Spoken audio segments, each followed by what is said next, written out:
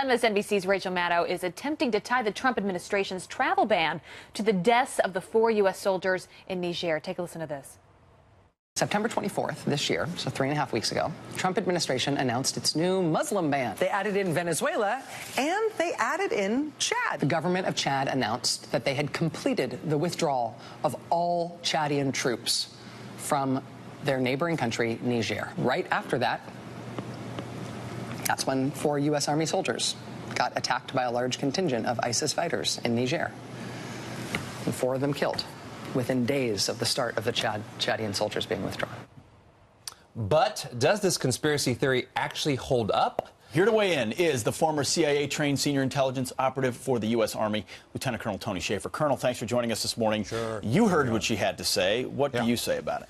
Well, look, Rachel Maddow speaking with authority on military issues is like SpongeBob SquarePants speaking with authority on nuclear physics. I mean, come on. This is beyond the pale, and I'm sorry, I couldn't quite find some aluminum foil to put on my head during the time I was watching and preparing for this. This is all conspiracy theory. Look, we have had that mission in Niger for since, I think, 2015. MSNBC even did an explainer on this back in 2015. This is not a new mission. As in many things, we are now working a global approach to going after ISIS, Boko Haram, and other elements of AQIP are working in that area. We are working very closely with the allies there. And this whole thing is being politicized once more by the left because they have nothing better to do, apparently. Right. Hey, Colonel Shaffer, can you explain, though, is there anything out there even remotely close from Chad saying the reason we're pulling our troops back is because of this? No. Not a thing. There is no causal link. It's one of those things where countries come and go, they work, and it depends on how much time they want to spend there and what their objectives are. Our greatest ally in the region, believe it or not, right now are the French. The French are the ones who had the air support on hand. General Mattis just thanked the French for their support, and I've talked to other Pentagon officials. They are a very close ally in the region, and the French were right there with us during this time.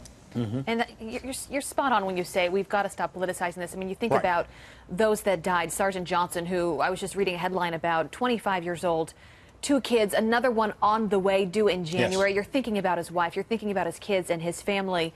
Right. And yet here we have the media trying to have a conversation and spilling out these conspiracy theories. But even the left is pushing back on what Rachel Maddow is tying it to. This is a tear out from the Huffington Post. They say there was just one problem. Maddow's theory is just so flimsy that it could be debunked by just a quick glance at a map, let alone a phone call with an expert. Talk to us about the map that they're referring to here. How quickly could that theory be debunked? Well, look, again, you just look at the location of where we're operating versus where Chad is and where those things are going. Look, there's no doubt there's problems in West Africa. We've been dealing with this. I've run operations in that region since just after 2001, after the 9/11 attacks.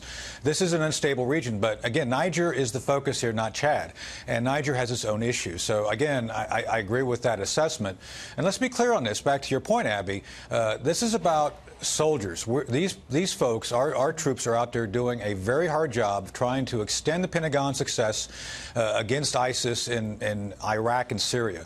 The by, with, and through strategy that General Dunford has put forth of working with allies is working. We just have to make it work globally. So what are the questions we should be asking there, Lieutenant Colonel? What are the important questions you want answers to?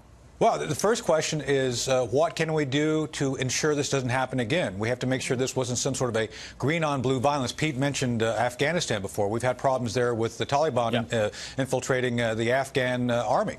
So we have to make sure that didn't happen. Secondly, we have to make sure that we do give our troops every resource necessary to protect them.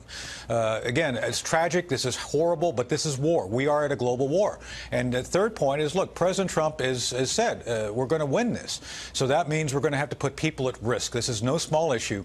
But again, I think we're making progress. We've got to hit this as we're doing at the tactical level, working with allies, as well as going after the message, going after Wahhabism and all these other very severe forms of Islam, which recruits people to this way of thinking. But again, President Trump's given the military and the Pentagon its due, and they're in charge of the war now, and we're making progress.